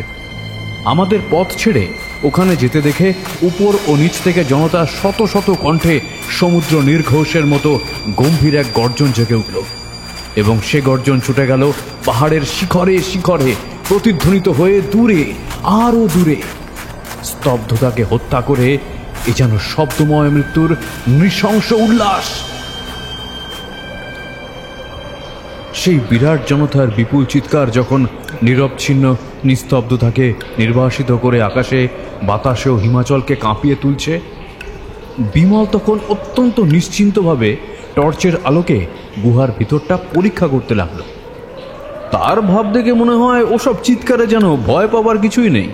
ও যেন বৈঠকখানার পাশের রাস্তায় আনন্দমেলার সমবেত নিরীহ জনতা, নিরাপদ কোলাহল। কুমার বললে, গুহাটা ছোট হলেও আপাতত আমাদের আশ্রয়ের পক্ষে যথেষ্ট। আমি কিন্তু অতটা নিশ্চিন্ত হতে পারলাম না। বললাম, কিন্তু আমরা হচ্ছি মাত্র 4 জন, আর ওরা বোধহয় কম করেও 250 কম তো হবেই না। আজ এই গুরুলা গিরি সংকটে থার্মাপোলির পুনরাভিনয় হবে, কিন্তু হায়, আমাদের সঙ্গে কোনো কবি নেই। এই বীরত্ব কাহিনী পৃথিবীকে শোনাবে কি? দিলীপ, তুমি পদ্য লিখতে পারো? এটা কি কৌতুকের সময়? আমি রেগে মেগে মাথা নেড়ে বললাম, না, লিখতে পারলেও এখন পদ্য নিয়ে আমি মাথা ঘামাতাম না। তবে কি করতে?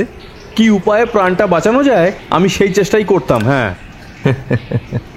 কেবল চেষ্টা করেই যদি প্রাণ বাঁচানো যেত, তাহলে পৃথিবীতে আজ কোনো জীবজন্তুই মরত না।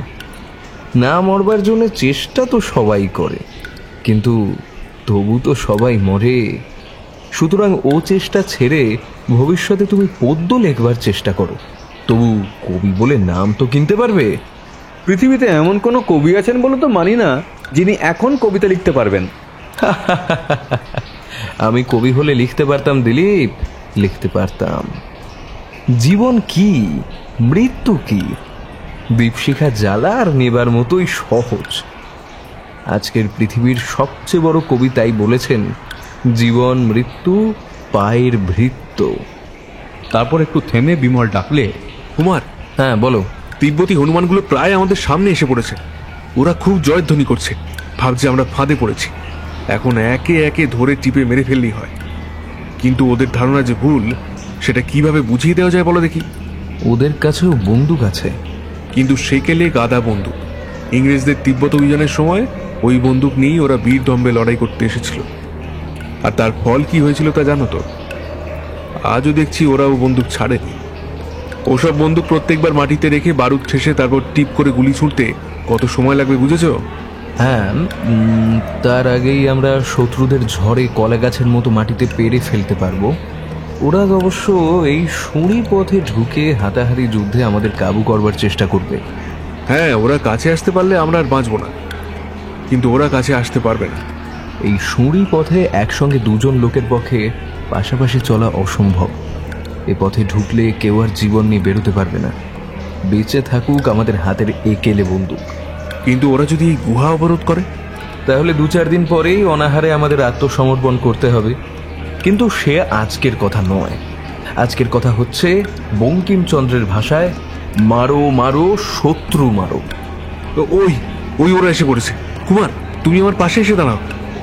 রামহরি, দিলীপ, তোমরা আমাদের পিছনে থাকো। এখন আমাদের দরকার খুব তাড়াতাড়ি বন্দুক ছোড়ো। আমি আর কুমার বন্দুকের নলগুলো খালি করেই দিলীপ আর রামহরিকে দেবো। তারা তাদের বন্দুক আমাদের হাতে দিয়ে আবার আমাদের বন্দুকে টোটা ভরতে থাকবে। এ ব্যবস্থায় দিলীপ আর রামহরি বন্দুক ছুটতে পারবে না বটে, কিন্তু আমরা শত্রুদের উপরে গুলি বৃষ্টি করতে পারবো অষ্টান্তভাবেই। তখন পাহাড়ের উপরকার ও নিচেকার দল একসঙ্গে মিলে গুহার সুঁড়িপথের সামনে দাঁড়িয়ে পরামর্শ করছে। এরা সবাই তিব্বতী। আজ দুপুরে আমাদের তাঁবুর ভিতর হঠাৎ যে বেয়াড়া মূর্তির আবির্ভাব হয়েছিল, এদের সকলকেও দেখতে প্রায় সেই রকম। এদের অনেকের পিঠে বন্দুকের বদলে তীরধনুকও দেখা গেল। প্রথমে আমি ভেবেছিলাম ভৈরবী বোধহয় লোকজন সংগ্রহ করে পথের কাঁটা সরাবার জন্য আমাদের আক্রমণ করতে আসছে, কিন্তু এখন দেখছি তা নয়। এরা নতুন লোক, কিন্তু কারা এরা? ডাকাত না গুপ্তধনের রক্ষক? যদিও এখনো এরা আক্রমণ করেনি, তবু এরা যে আমাদের বন্ধু নয় সেটা বেশ ভালো করেই বোঝা যাচ্ছে। বিমল ও কুমার গুহার অন্ধকারে সরে এসে হুমড়ি খেয়ে বসে বন্দুক নিয়ে অপেক্ষা করছে, বোধহয় এদের উদ্দেশ্য কি বুঝবার জন্য। যদি এরা ঠিক শত্রু না হয়। কিন্তু উদ্দেশ্য বুঝতে আর বিলম্ব হলো না। হঠাৎ কয়েকটা বন্দুকের গর্জন শোনা গেল এবং তারপরেই কয়েকজন লোক বিকট চিৎকার করে সুড়িপথের দিকে ছুটে এলো। নির্বোধ! বিমল বললে, ব্যাস, আর দয়া নয়। আগে সুড়িপথ সাফ করো, তারপর চড়াইয়ের পথে যারা আছে তাদের মারো। চালাও গুলি। এবং বিমল ও কুমারের বন্দুকরা সভাষায় অনর্গল কথা কইতে শুরু করলো। তাদের বন্দুক শূন্য হতেই আমাদের হাতে আসে এবং আমাদের বন্দুক যায় পূর্ণতরে তাদের কাছে। দুই পক্ষের বন্দুকের শব্দে, জনতার চিৎকারে, আহতদের আর্তনাদে কান আমার কালা হয়ে যাওয়ার মতো হলো। শিকল বাঁধা বাঘাও আর কিছু সুবিধা করতে না পেরে কেবল গলাবাজির দ্বারাই আসর মাত করে তুলল। দেখতে দেখতে সুড়িপথ সাফ হয়ে গেল। সেখানে পড়ে রইল কেবল হত ও আহতদের দেহগুলো। তারপর চড়াইয়ের পথে যারা ছিল, গরমাগরম গুড়ির আস্বাদ পেয়ে তাদেরও সাহস একেবারে উবে গেল। তারাও তাড়াতাড়ি পাহাড়ের আরো উপর দিকে উঠে বন্দুকের নাগালের বাইরে গিয়ে দাঁড়ালো এবং সেখান থেকে কেবল চেঁচিয়ে ও লাফিয়ে আমাদের ভয় দেখানোর চেষ্টা করতে লাগলো। এত বিপদের মধ্যেও তাদের বাঁদুরে ভাবভঙ্গি দেখে আমি না হেসে পারলাম না। বাঙালির ছেলে আমি, চিরদিন আদুরে গোপালের মতো বাপ মায়ের কোলেই মানুষ হয়ে এসেছি। আজকের এই আশ্চর্য দৃশ্য দেখতে দেখতে মনে হতে লাগলো, ঘুমিয়ে ঘুমিয়ে আমি রূপকথার রাজ্যে গিয়ে স্বপ্ন দেখছি না তো। যাই হোক, এই হিমালয়ের জ্যোৎস্নাময় তুষার সাম্রাজ্য, এই দলবদ্ধ শত্রু বাহিনীর আক্রমণ ও যুদ্ধ হুঙ্কার, এই বন্দুকের ঘন ঘন বজ্রগর্জন, এই চোখের সামনে এতগুলো নরবলি, এই মৃত্যু ভয়ের মূর্তিমান লীলা, এর সমস্তই আমার কাছে কেমন যেন নতুন, একেবারে অভিনব। গল্পে এরকম ঘটনা পড়া বা শোনা আর স্বচক্ষে তা দেখা এক কথা নয়। আমি অভিভূতের মতো হয়ে গেলাম। সুড়িপথ দিয়ে হামাগুড়ি দিয়ে আহতরা পালিয়ে যাচ্ছে।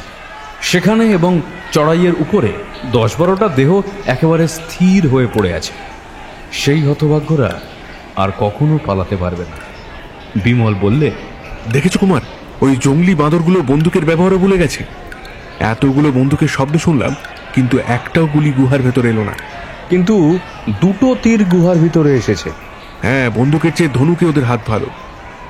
কিন্তু এখন ওরা যেখানে গিয়ে দাঁড়িয়েছে সেখান থেকে তীর ছুঁড়লেও আমাদের কোনো ভয় নেই। ওদের তীর এত দূর আসবে না। ওরা দূরে দাঁড়িয়ে সমানে চিৎকার করতে লাগলো।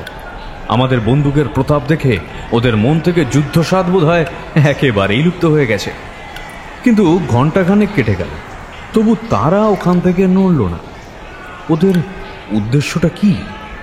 বিমল বললে, বোধহয় যা ভেবেছিলাম ঠিক তাই। আক্রমণ করে ফল নেই বলে হয়তো ওরা আমাদের এইখানেই বন্ধ করে রাখতে চায়। তাহলে উপায়? আমাদের সঙ্গে চামড়ার বোতলে সামান্য জল আছে বটে, কিন্তু তা পুড়িয়ে যেতে কতক্ষণ? বিশ্বাসঘাতক কুলিরা আমাদের মালপত্র নিয়ে পালিয়েছে। খাবার পাবো কোথায়? অনাহারে কতদিন আত্মরক্ষা করতে পারবো? আচম্বিতে ও আবার কি ব্যাপার?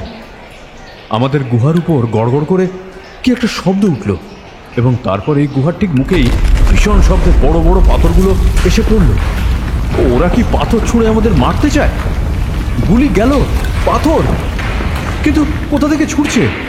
তারপরে লক্ষ্য করে দেখলাম, এমন সব প্রকাণ্ড পাথর কোনো একজন মানুষের পক্ষে ছোড়া সম্ভবপর নয়। এসব পাথরের এক একখানা শূন্য তুলতেই 3-4 জন লোকের দরকার হবে। আবার গুহার গড়ানে ছাদে তেমনি গড়গড় শব্দ, আবার তেমনি কতগুলো পাথর গুহার মুখে এসে পড়ল এবং সঙ্গে সঙ্গে শুনলাম শত্রুদের কণ্ঠের দ্বিগুণ উৎসাহের উল্লাসের চিৎকার। তখন আন্দাজ করলাম শত্রুদের ভিতর থেকে বোধহয় একদল লোক অন্য কোনো পথ দিয়ে আমাদের গুহার ছাদে এসে উঠেছে এবং সেখান থেকেই এই পাথরগুলো গড়িয়ে গড়িয়ে নিচে ফেলে দিচ্ছে। গুহা থেকে বেরিয়ে ছাদের শত্রুদের মারবার কোনো উপায় নেই। বিমলও ব্যাপারটা বুঝে বললে, কুমার, এইবারে আমাকে ভাবালে দেখছি। ওরা গুহার ছাদ থেকে পাথর ফেলে গুহার মুখ বন্ধ করে দিতে চায়। সে যে জ্যান্ত কবর। কিন্তু এখন গুহা থেকে বেরিয়ে খোলা জায়গায় গেলে হয়তো অনেক শত্রু মারতে পারবো, কিন্তু শেষ পর্যন্ত তাহলে ওদের হাতেই আমাদের মরতে হবে। কুমার চুপ করে রইল। রামহরি বললে, হে বাবা কৈলাসের মহাদেব, আমরা তোমার রাজ্যে এসেছি, আমাদের রক্ষা করো। কিন্তু রামহরি, মহাদেব যে প্রলয়কর্তা, সে কথা কি তুমি ভুলে গিয়েছো? থামো থামো, তোমার আর অত ব্যাখ্যা করতে হবে না। তুমি ভারী পণ্ডিত, হ্যাঁ? দুনিয়া শুদ্ধ লোকে যে শিব পুজো করছে তা কি মরবে বলেই করছে? হে বাবা কৈলাসের অধিপতি মহাদেব, খোকাবাবু ছেলে মানুষ, তার কথায় তুমি রেগে যেও না বাবা। হ্যাঁ, তুমি আমাদের রক্ষা করো। এই পাথর পড়া বন্ধ করে দাও বাবা মহাদেব, পাথর পড়া বন্ধ করে দাও। গড়গড় আওয়াজ হচ্ছে তো হচ্ছে, পাথরের পর পাথর পড়ছে তো পড়ছেই, এবং সেই সঙ্গে বারংবার জেগে উঠছে শত শত নির্মম কণ্ঠে পৈশাচিক অট্টহাস্য। গুহার আধখানা মুখ তখন বন্ধ হয়ে গেছে। বাকি আধখানা বন্ধ হলেই জীবন্ত জগতের সঙ্গে আমাদের সকল সম্পর্কের অবসান। অর্ধরুদ্ধ গুহাপথ দিয়ে চন্দ্রকিরণ ভেতরে ঢুকে তখন নীরব ভাষায় যেন ডাক দিয়ে বলছিল, বন্ধু, এখন কি আমায় আরো সুন্দর দেখাচ্ছে না? কুমার বললে, রামহরি, এত রাতে আর এই শীতে শিব কৈলাসপুরীতে লেপ মুড়ি দিয়ে ঘুমিয়ে পড়েছেন। তোমার প্রার্থনা তিনি শুনতে পাননি। ও হচ্ছে খ্রিস্টানের কথা। ব্রহ্মা, বিষ্ণু, মহেশ্বর কি তোমার আমার মতো?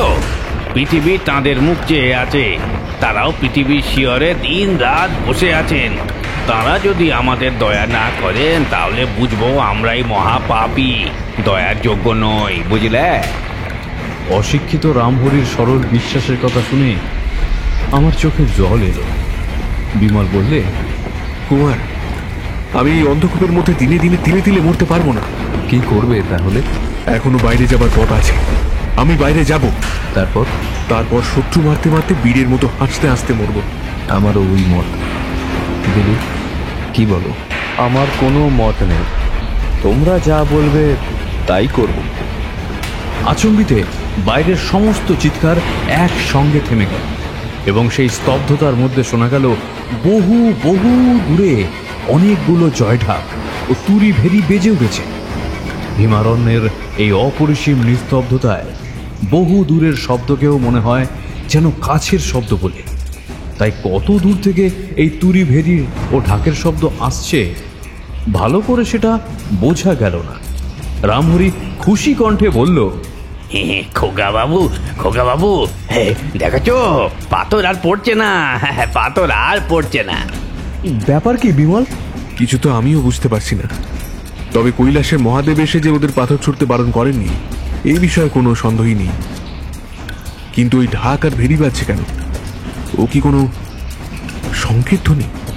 গুহামুখে যে পাথরগুলো জড়ো রয়েছে তার উপর দিয়ে দেহের আধখানা বাড়িয়ে কুমার বললে, বিমল, ওরা চলে যাচ্ছে। চলে যাচ্ছে? হ্যাঁ, খুব তাড়াতাড়ি চলে যাচ্ছে। এই দৌড়চ্ছে। যেখানে ওরা এতক্ষণ ছিল সে জায়গাটা প্রায় খালি হয়ে এসেছে। রামহরি গদগদ কণ্ঠে বারবার বলতে লাগলো, হে বাবা কৈলাসের মহাদেব, ওদের সুমতি দাও বাবা, ওদের সুমতি দাও। কলকাতায় ফিরে গিয়ে খুব ঘটা করে আমি তোমাকে পুজো দেব বাবা। হ্যাঁ, এই বলে রাখলুম। কুমার বললে, ব্যাস, পাহাড়ের উপরে আর কেউ নেই, পথ সাফ। কিন্তু এটা হতভাগাদের নতুন কোনো চাল নয় তো? হয়তো আমাদের বাইরে বার করবার আর একটা ফিকির। প্রায় ঘন্টা খানেক আমরা গুহার ভিতরে বসে রইলাম, কিন্তু বাইরে আর কারোর সাড়া পাওয়া গেল না। বিমল ফিরে হাসতে হাসতে বললে, রামহরি, মহাদেব সত্যি ঘুমোন না, তিনি তোমার কথা শুনতে পেয়েছেন। কলকাতায় গিয়ে আমাকে 10টা টাকা দিও, আমি ঠাকুরকে পুজো দেব বলে মানত করেছি। কিন্তু বিমল, সমস্ত ব্যাপারটাই যে রহস্যময় আর অসম্ভব বলে মনে হচ্ছে। চলো, বাইরে গেলে হয়তো একটা হদিশ পাওয়া যেতে পারে। আমরা পাথরের স্তূপ টপকে একে একে বাইরে গিয়ে দাঁড়ালাম। চাঁদ তখন পশ্চিম আকাশে। যেসব পাহাড়ের শিখর এতক্ষণ জ্যোৎস্নাময় হয়েছিল এখন তারা হয়েছে ছায়াময়, এবং যেখানে ছিল ছায়া সেখানে হয়েছে আলো। সুড়িপথে জনাপাঁচক তিব্বতী মরে কাঠ হয়ে পড়ে আছে। আমাদের প্রাণবধ করতে এসে এরা নিজেদের প্রাণী রক্ষা করতে পারলে না। পৃথিবীতে মানুষের যদি ভবিষ্যৎ দৃষ্টি থাকতো তাহলে জগতে অনেক যুদ্ধ বিগ্রহই ঘটত না, অনেক পাপীও সাবধান হতো। কিন্তু মৃতদেহগুলোর বিকৃত ভয়ানক মুখ দেখে আমি শিউরে উঠলাম। কোনো রকমে পাশ কাটিয়ে আবার চড়াইয়ে গিয়ে হাঁপ ছেড়ে বাঁচলাম। হঠাৎ আমার পায়ের তলায় কে যেন কাঁদো কাঁদো গলায় বলে উঠল, বাউছি, বাউছি, পানি। চমকে চেয়ে দেখি সেখানে একজন আহত তিব্বতী পড়ে রয়েছে। বিমল তখনই নিজের বোতল থেকে তার মুখে জল ঢেলে দিলে। বন্দুকের গুলি তার বুকে লেগেছে। সে এত হাঁপাচ্ছে যে বেশ বোঝা গেল তার মৃত্যুর আর দেরি নেই। বিমল হিন্দিতে বললে, তোমাদের লোকজনরা হঠাৎ পালিয়ে গেল কেন? লামারা লামারা বিপদের সংকেত করেছে বলে চলে গেছে। তারা তারা পালায়নি। তাই কি ভেরিয়া ঢাক বাজছিল? বিপদটা কিসের? বোধহয় বোধহয় গুপ্তধনের গুহায় চোর ঢুকেছে। ছিলাছেঁড়া ধনুকের মতো বিমল হঠাৎ সিধে হয়ে দাঁড়িয়ে উঠল। তারপর কি ভেবে আবার বসে পড়ে জিজ্ঞাসা করলে, তোমরা আমাদের আক্রমণ করেছিলে কেন? পুরাঙে কয়েকজন বাঙালিকে আমরা গ্রেপ্তার করেছিলাম। জুম্পানওয়ালাকে মানে মানে শাসনকর্তাকে অনেক টাকা জরিমানা দিয়ে তারা ছাড়ান পায়।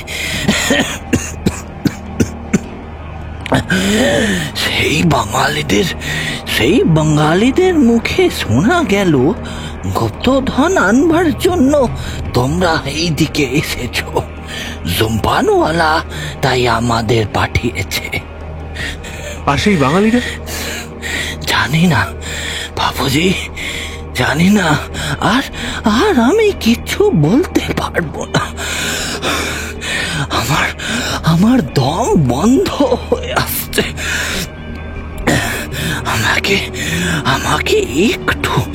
আমাকে একটু পানি দাও। বিমল তার গলায় আবার জল ঢেলে দিলে। মিনিট 10 পরে সে অন্তিম শ্বাস ত্যাগ করলে। বিমল বলল, চমৎকার। চমৎকার আবার কি? এই ভৈরবের বুদ্ধি।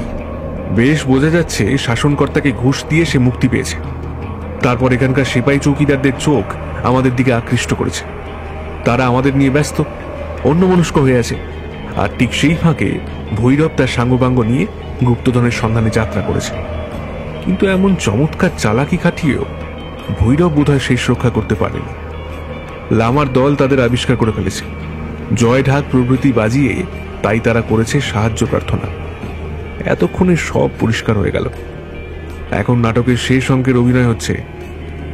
চলো চলো, আমাদের যথা সময় রঙ্গমঞ্চে গিয়ে হাজির হতে হবে তো।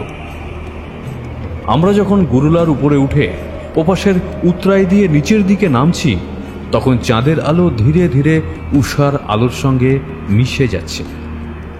কোনো অদৃশ্য চিত্রকর যেন দুরকম আলোর রং একসঙ্গে মিলিয়ে নতুন কোনো অপূর্ব ছবি আঁকার জন্য প্রস্তুত হচ্ছেন। কুয়াশার ভিতর থেকে যেন রূপকাহিনীর মায়াজগৎ একটু একটু করে আত্মপ্রকাশ করছে। ক্রমে কুয়াশার স্বপ্ন যৌবনিকা বিরাট কোনো রঙ্গালয়ের অর্ধস্বচ্ছ পাতলা পর্দার মতো ধীরে ধীরে শূন্যে উপরে উঠতে লাগলো, দুলতে দুলতে, কাঁপতে কাঁপতে। ওই সেই ভুবন বিখ্যাত কৈলাস পর্বত, নীলিমার কোলে যেন তুষারে গড়া বিরাট এক শিবলিঙ্গ। গৌরী উষার অরুণ কিরণ কুসুম প্রভাতী পূজার নিবেদনের মতো মহাতাপস শিবের তুষারকান্তির উপরে এসে পড়ে তাকেও রাঙা করে তুললে। নিচের দিকে তাকিয়ে দেখলাম, অবাক হলাম। এ কি সরোবর না সাগর? নীলাকাশের অসীমতার তলায় আর এক বিপুল নীলিমার সৃষ্টি করে রাবণ হ্রদ প্রভাতের প্রথম আলোকের আশীর্বাদ গ্রহণ করছে। ধু ধু ধু প্রস্তর মরুপ্রান্তের মাইলের পর মাইল থই থই করছে অগাধ জলের রাশি। স্বপ্নাতীত মহাবিস্ময়ে যেন মূর্তি ধরেছে। এমন মনোহর সরোবর যেখানে এলে তপস্যা করতে স্বাদ হয়, সেখানে কিন্তু লোকালয়ের চিহ্ন পর্যন্ত দেখলাম না। মরুভূমিতেও লোকের বসতি থাকে, কিন্তু এ যেন অভিশপ্তের মুল্লুক। সেই জন্যই কি একে রাবণ হ্রদ বা রাক্ষসস্থল বলে ডাকা হয়? মনে পড়ল, পথে একজন লোক সাবধান করে দিয়েছিল যে রাক্ষসস্থলের রূপ দেখে ভুলে যেন তার জলে নামতে না যায়। কেন? এখানে তো ভয়ের কিছুই দেখছি না। কিন্তু একটু পরেই আমরা ভয়ের কারণটা বুঝতে পারলাম।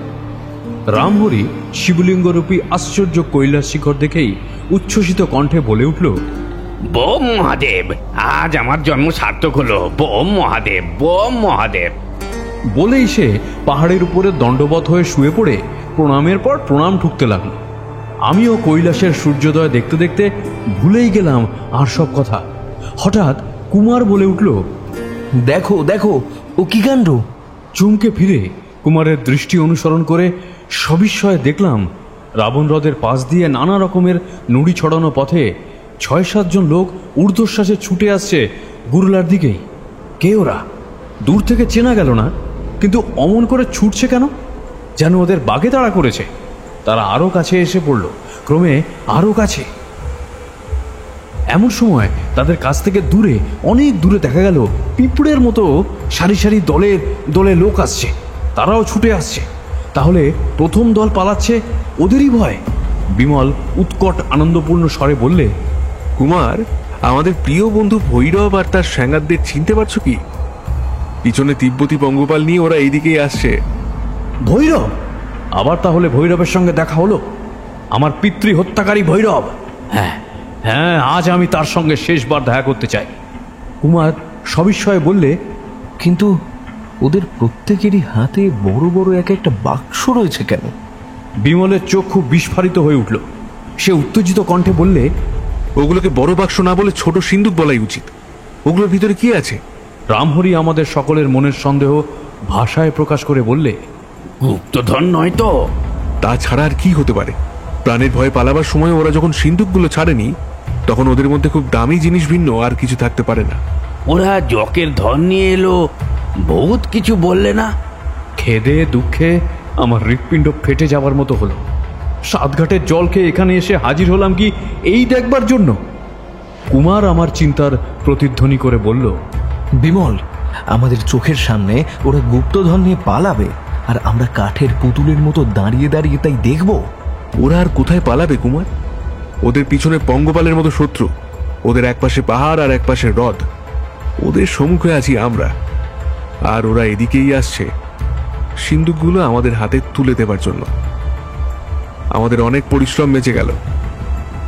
আমি এখন খালি একটাই কথা ভাবছি যে সিন্দুকগুলো ওদের হাত থেকে নিতে ঠিক কত সময় লাগবে। তার মধ্যে তিব্বতী হনুমানগুলো কাছে এসে পড়বে না তো? আমাদেরও তো যথাসময় পালাতে হবে। তিব্বতীরা এখনো অনেক তফাতে আছে। আমাদের কাছে আসতে হলে এখনো ওদের 1/2 মাইল পথ পার হতে হবে। কিন্তু ভৈরবরা যে এসে পড়লো, ওরাও আমাদের দিকে থমকে দাঁড়িয়ে পড়েছে। ওদের পালাবার আর কোনো পথ নেই। আবার ধরো বন্দুক, অগ্রসর হও। বন্দুক তুলে আমরা বেগে তাদের আক্রমণ করতে ছুটলাম। প্রথমটা কয়েক মুহূর্তের জন্য ভৈরবরা স্তম্ভিতের মতো দাঁড়িয়ে রইল। আমাদের এখানে দেখবার জন্য ওরা কেউই তো প্রস্তুত ছিল না। ভৈরব একবার পিছনে তাকাল, কিন্তু সেদিকের দৃশ্য আরো ভয়ঙ্কর। কাতারে কাতারে লোক ছুটে আসছে, জনতার যেন শেষ নেই। এই জনতা সাগরের কাছে এসে পড়লে ভৈরবের সঙ্গে আমাদের কোথায় তলিয়ে যেতে হবে তা আমরা জানি না। বিমল একবার বন্দুক ছুঁড়লে, বোধহয় ভৈরবকে ভয় দেখানোর জন্য, কারণ গুলি কারুর গায়ে লাগলো না।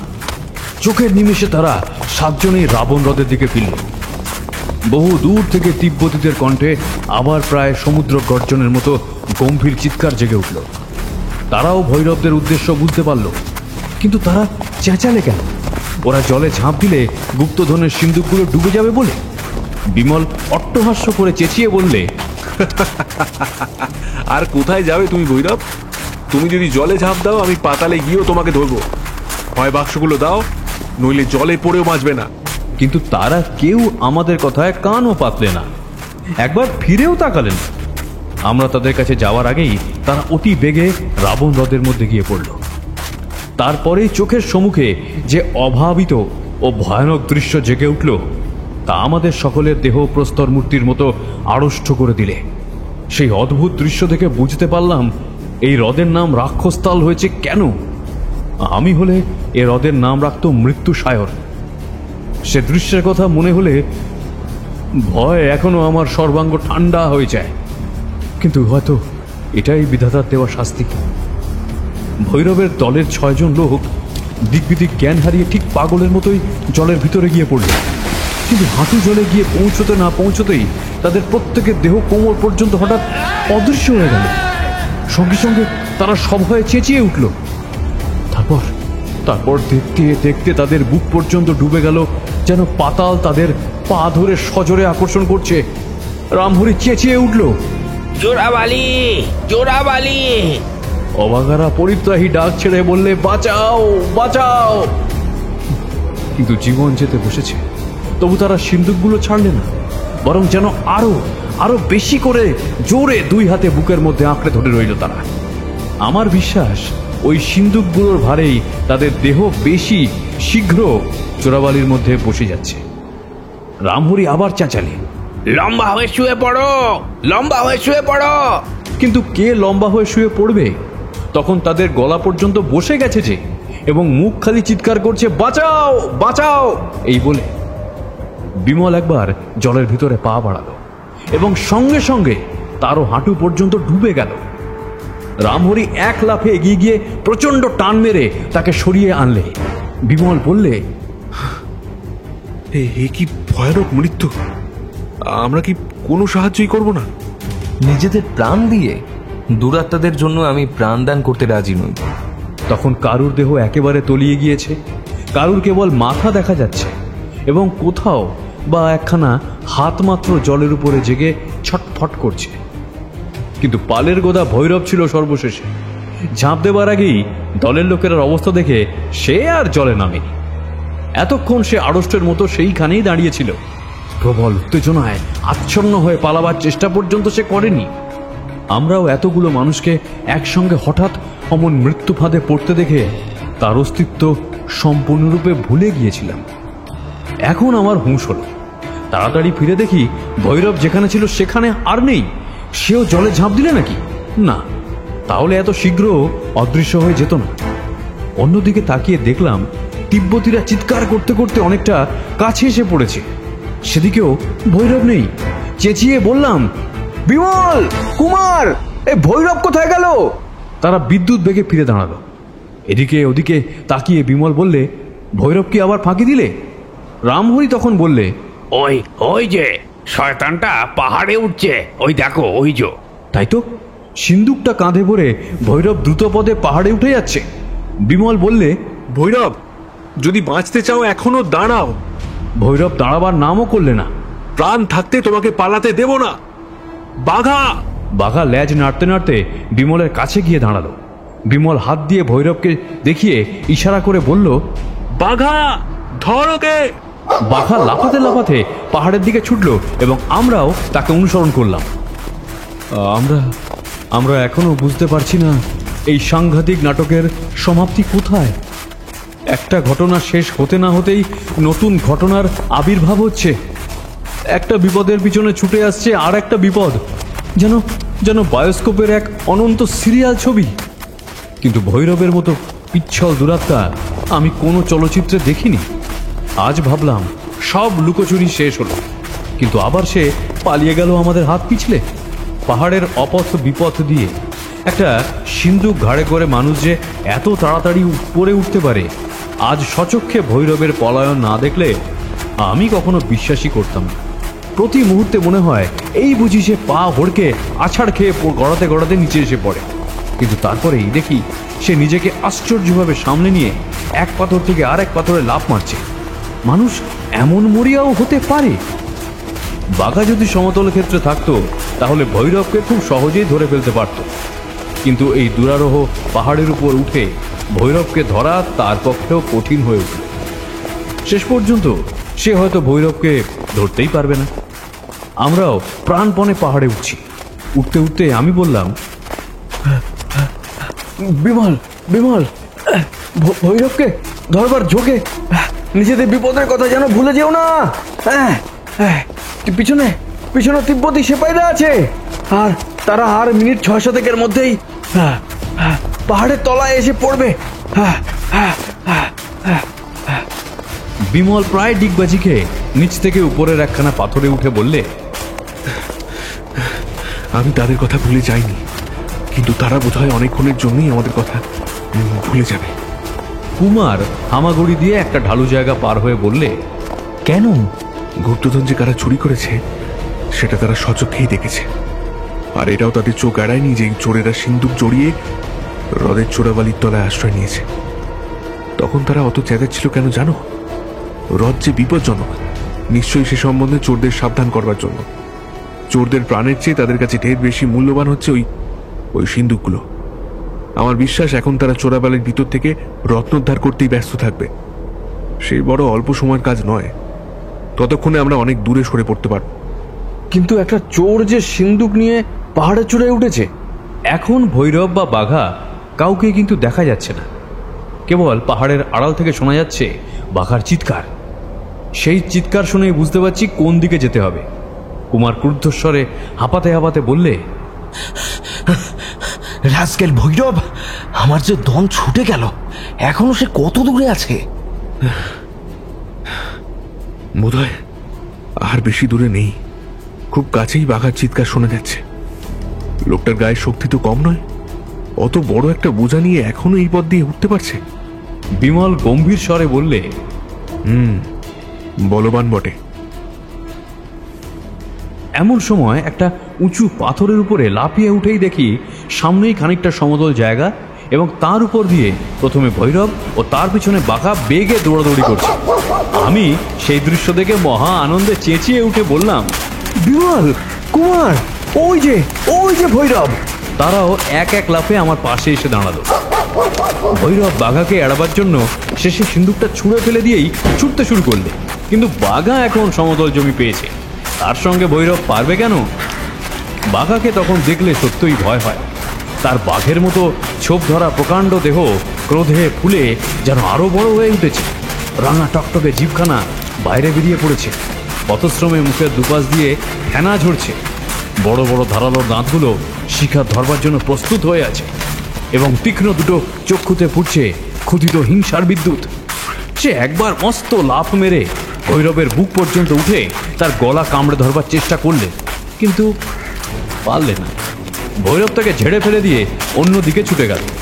কুমার উৎসাহে চেঁচিয়ে উঠে বলল, বাহ বাহ বাঘা, বাহাদুর বাঘা, ধর ধর, ও টুটি কামড়ে ধর। ভৈরব ছুটতে ছুটতে বিষম চেঁচিয়ে বললে, রক্ষা করো, রক্ষা করো, আমি ধরা দিচ্ছি, রক্ষা করো।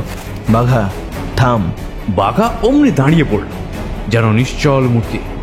আশ্চর্য শিক্ষিত কুকুর এই বাঘা। আমরা সকলে যখন ভৈরবের চারপাশে গিয়ে দাঁড়ালাম, সে তখন দুই হাতে ভর রেখে মাটিতে বসে পড়ে হেঁট মুখে ভয়ানক হাঁপাচ্ছে। খানিকক্ষণ নীরবে তার দিকে তাকিয়ে রইল। এমন ভয়ানক মানুষ দ্রষ্টব্য জীবী বটে, আমাদেরই মতো দেখতে তার দেহ, কিন্তু তার মন যে কোনো পশুর চেয়েও হীন। এক একজন মানুষকে সৃষ্টিকর্তা এমন করে গড়েন কেন? বিমল তার সামনে বসে পড়ে বললে, তারপর ভৈরব, এখন কি করা যেতে পারে তোমাকে নিয়ে?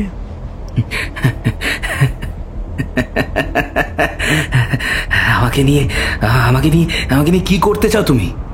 আমি কি করতে চাই? আচ্ছা, আগে তোমার কীর্তিকলাপের ফটো একটু নাড়াচাড়া করে দেখি। প্রথমত, তুমি দিলীপের বাবাকে হত্যা করেছ। দ্বিতীয়ত, তুমি কিষণ সিংকে হত্যা করেছ।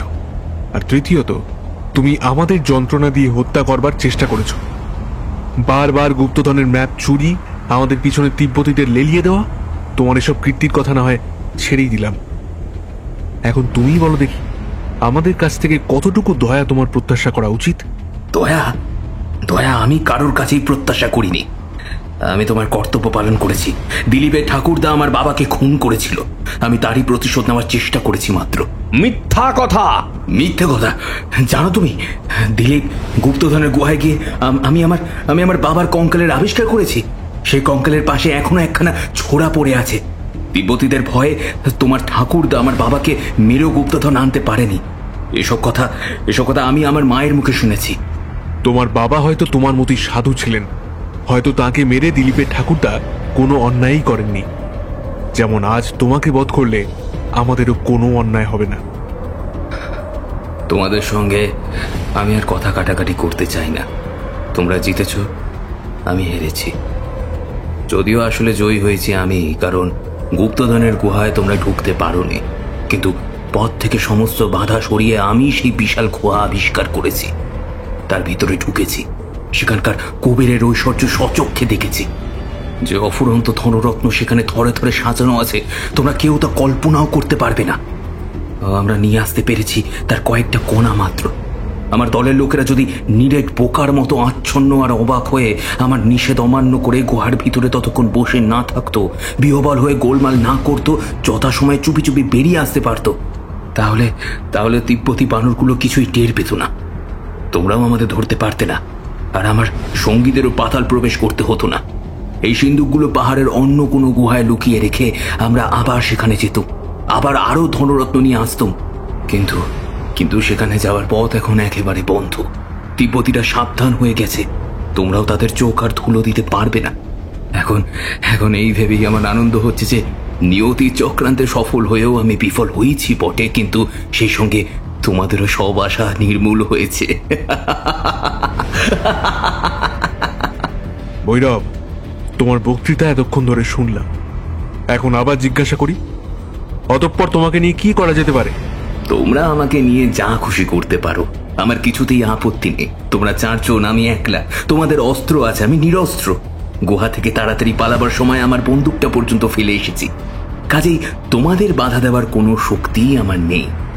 বিমল মৃদু হেসে হাতের বন্দুকটা আমাদের দিকে নিক্ষেপ করলে, কোমর বন থেকে রিভলভারটাও বার করে রামহরির হাতে দিলে। তারপর ধীর স্বরে বললে, আমিও এখন তোমার মতোই নিরস্ত্র। আমি তোমাকে কথা দিচ্ছি, আমার দলের কেউ তোমার গায়ে হাত দেবে না। আমি আগে ন্যায় যুদ্ধে একলা তোমার দর্প চূর্ণ করতে চাই, তারপর ভেবে দেখব কোন শাস্তি তোমার উপযুক্ত। তুমি আমার সঙ্গে হাতাহাতি লড়বে? হ্যাঁ। যদি আমি জিতি? তাহলে তুমি স্বাধীন। ওই সিন্দুকটা নিয়ে তুমি যেখানে খুশি চলে যেতে পারো। মহা আনন্দে ভৈরবের 2 চক্ষু জল জল করতে লাগলো। সে উঠে দাঁড়িয়ে উৎফুল্ল স্বরে বললে, তাহলে ধরে নাও আমি এখনই স্বাধীন হয়েছি। আমার এই হাত দুখানা দেখেছ তো? এই দুখানা হাত অনেক বড় বড় পালোয়ানকেও মাটির সঙ্গে মিশিয়ে দিয়েছে। খালি হাতে তোমরা 4 জন আমার বিরুদ্ধে দাঁড়ালে আমি হাসতে হাসতে লড়তে রাজি আছি। তোমাকে আর অতটা বাহাদুরি দেখাতে হবে না, তুমি কেবল আমার সঙ্গেই লড়ো। ভৈরব যখন তার বিপুল দেহ আরো ফুলিয়ে সোজা হয়ে দাঁড়ালো, তখন বিমলের জন্য আমারও ভয় লাগলো। বিমলের চেয়ে তার চেহারা কেবল বড়ই নয়, জোয়ানও বটে। রামহরি উদ্বিগ্ন কণ্ঠে বললে, খোকা বাবু, ও পাপিষ্টের সঙ্গে তোমার আর লড়ে কাজ নেই খোকা বাবু। বিমল ক্রুদ্ধ স্বরে বললে, তুমি থামো রামহরি। কুমারের দিকে তাকালাম। সে কিন্তু দিব্য নিশ্চিন্তের মতো 2 পা ছড়িয়ে বসে বাঘার গায়ে হাত বুলিয়ে দিচ্ছে। তার মুখে মৃদু মৃদু হাসি, যেন যুদ্ধের ফল কি হবে সেটা সে এখন থেকেই জানে। বিমল প্রস্তুত হয়ে দাঁড়িয়ে বললে, ভৈরব, তুমি কি লড়বে? কুস্তি, ঘুষি না জুজুৎসু? কিন্তু সাবধান ভৈরব, অন্যায় যুদ্ধ করলে আমাদের কাছ থেকে তুমি 1 তিল দয়াও পাবে না। একটা তুচ্ছ লক্ষ্যে হারাবার জন্য অন্যায় যুদ্ধের দরকার হবে না। তোমার বন্ধুকে আমি ধরবো আর আছাড় মারবো। হুঁশিয়ার। বুনো মোষের মতো সে তেড়ে এসে বিমলকে চেপে ধরবার চেষ্টা করলে, কিন্তু বিমল সাঁত করে তার নাগালের বাইরে গিয়ে দাঁড়ালো। ভৈরব আবার সেই চেষ্টা করলে, কিন্তু সেবারেও কোনো সুবিধা সে করতে পারলে না। আমি বিমলের শক্তির কথা ঠিক জানি না, কিন্তু গোড়াতেই এটা বুঝতে পারলাম যে ভৈরবের চেয়ে তার গতি বেশি ক্ষিপ্র। ভৈরব আবার আক্রমণ করলে, কিন্তু এবারে বিমল আর সরে গেল না। দুজনেই দুজনের কঠিন আলিঙ্গনে আবদ্ধ হলো এবং দুজনেই দুজনকে মাটিতে পেড়ে ফেলবার জন্য প্রাণপণ শক্তি প্রয়োগ করতে লাগলো। উত্তেজনায় আমার শ্বাস রুদ্ধ হয়ে এলো। এইবারেই তো আসল পরীক্ষা।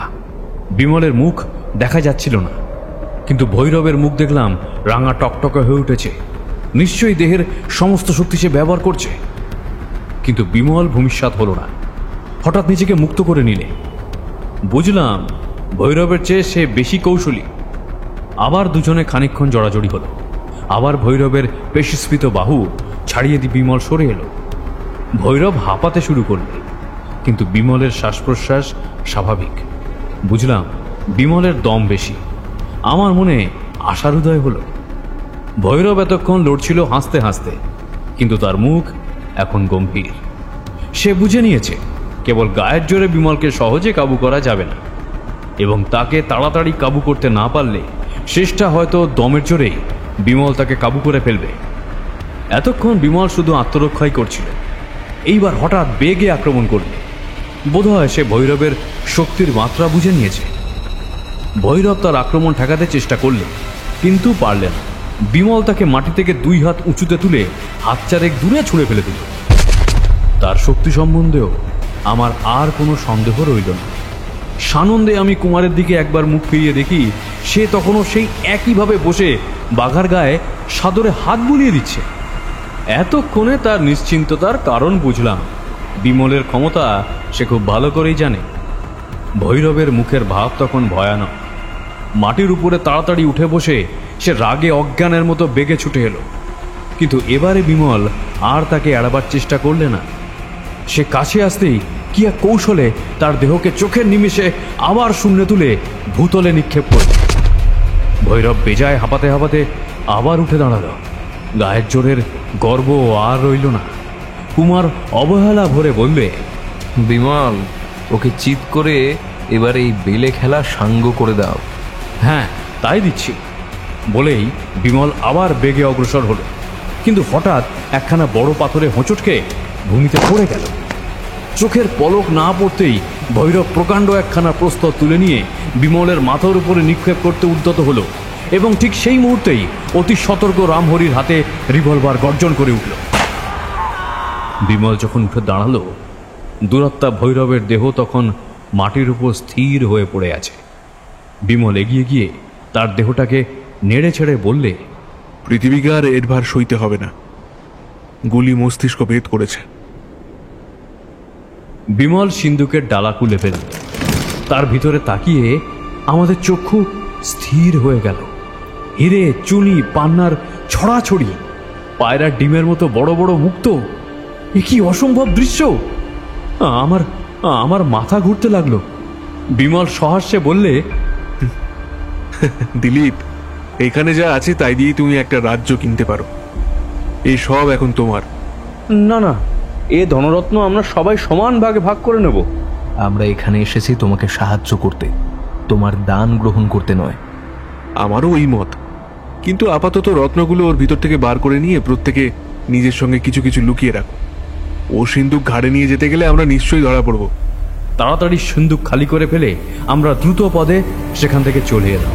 রত্নশূন্য সিন্দুক ও জীবন শূন্য ভৈরবের দেহের দিকে কৈলাসের রক্তমুখ দীপ্ত সূর্য তাকিয়ে রইল নিষ্পলক নেত্রে। শুনছিলেন প্রখ্যাত লেখক হেমেন্দ্র কুমার রায়ের কলমে বিমল কুমার রহস্যময় অ্যাডভেঞ্চার কাহিনী রতন গুহার গুপ্তধন গল্পের শেষ অর্থাৎ অন্তিম পর্ব। অবশ্যই জানাবেন কেমন লাগলো আমাদের পরিবেশনা। যার কমেন্ট আমাদের সব থেকে ভালো লাগবে সে পাবে আমাদের তরফ থেকে একটি ব্লুটুথ ইয়ারফোন। তাই দেরি না করে তোমাদের মনে ভাব প্রকাশ করে ফেলো। সম্পাদনা এবং কাস্টিংয়ে সৌরভ এবং মেঘনা, পরিচালনা ভিডিওর ভিজুয়াল এফেক্টসে সৌরভ, এডিটিংয়ে শায়র, পোস্টার ডিজাইনে কৃষ্ণেন্দু মণ্ডল। আমাদের গল্পটি ভালো লেগে থাকলে লাইক করে দেবেন আর শেয়ার করে দেবেন। কেমন হয়েছে কমেন্ট করতে একদম ভুলবেন না। আজকের গল্পটি বহু দিনের পরিশ্রমের ফসল। আশা করি আপনাদের সঠিক মনোরঞ্জনের মাধ্যমে আমরা খুশি করতে পেরেছি। ভালো থাকবেন, শুনতে থাকুন মিডনাইট ফ্যান্টাসি।